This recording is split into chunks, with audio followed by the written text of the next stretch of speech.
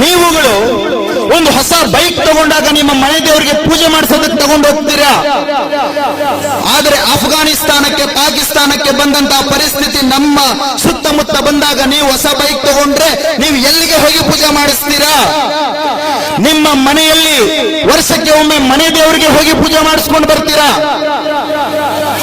ಪಶ್ಚಿಮ ಬಂಗಾಳಕ್ಕೆ ಬಂದ ಪರಿಸ್ಥಿತಿ ಈ ಭಾಗಕ್ಕೆ ಬಂದ್ರೆ ನೀವು ಎಲ್ಲಿಗೆ ಹೋಗಿ ಪೂಜೆ ಮಾಡಿಸ್ಕೊಂಡು ಬರ್ತೀರಾ?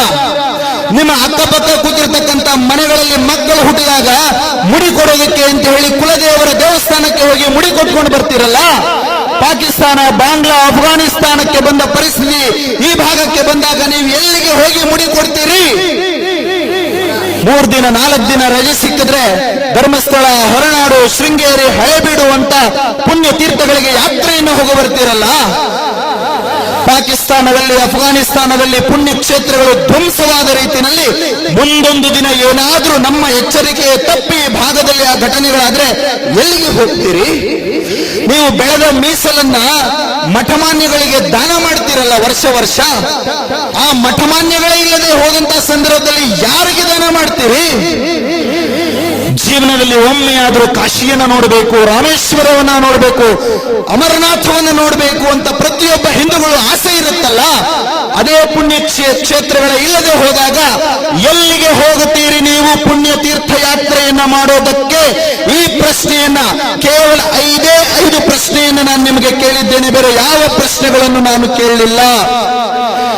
500 ವರ್ಷಗಳ ಹಿಂದೆ ಹಿಂದೂ ಕುಶ್ ಪರ್ವತಗಳಿಗೆ ಬಂದ ಪರಿಸ್ಥಿತಿ, 400 ವರ್ಷಗಳ ಹಿಂದೆ ಅಫ್ಘಾನಿಸ್ತಾನಕ್ಕೆ ಬಂದ ಪರಿಸ್ಥಿತಿ, 200 ವರ್ಷಗಳ ಹಿಂದೆ ಪಾಕಿಸ್ತಾನಕ್ಕೆ ಬಂದ ಪರಿಸ್ಥಿತಿ, 70-80 ವರ್ಷಗಳ ಹಿಂದೆ ಬಾಂಗ್ಲಾದೇಶಕ್ಕೆ, ಬ್ರಹ್ಮದೇಶಕ್ಕೆ ಬಂದ ಪರಿಸ್ಥಿತಿ, 50 ವರ್ಷಗಳ ನಂತರದಲ್ಲಿ ಪಶ್ಚಿಮ ಬಂಗಾಳಕ್ಕೆ ಬಂದ ಪರಿಸ್ಥಿತಿ, ಇವತ್ತು ಚೀನಾ ಆಕ್ರಮಿತ ಕಾಶ್ಮೀರಕ್ಕೆ ಬಂದಿರುವ ಪರಿಸ್ಥಿತಿ, ಪಾಕಿಸ್ತಾನ ಆಕ್ರಮಿತ ಕಾಶ್ಮೀರಕ್ಕೆ ಬಂದಿರುವ ಪರಿಸ್ಥಿತಿ ಮುಂದಿನ ದಿನಗಳಲ್ಲಿ ಅವತ್ತಿಂದ ಅಲ್ಲಿಂದ ಬಂತು ಅಂದ್ರೆ ಇಲ್ಲಿಗೆ ಬರೋಕೆ ಎಷ್ಟು ವರ್ಷ ಬೇಕು? ಆದ್ರೆ ಚೆನ್ನಾಗಿ ನೆನಪಿಟ್ಟುಕೊಳ್ಳಿ, ಸನಾತನ ಭಾರತೀಯ ಹಿಂದೂ ಧರ್ಮದಲ್ಲಿ ಹುಟ್ಟಿರುವವರು ಜಾಗೃತರಾಗದೆ ಹೋದರೆ ಈ ಪರಿಸ್ಥಿತಿಗಳು ಮತ್ತೆ ಮರುಕಳಿಸ್ತವೆ.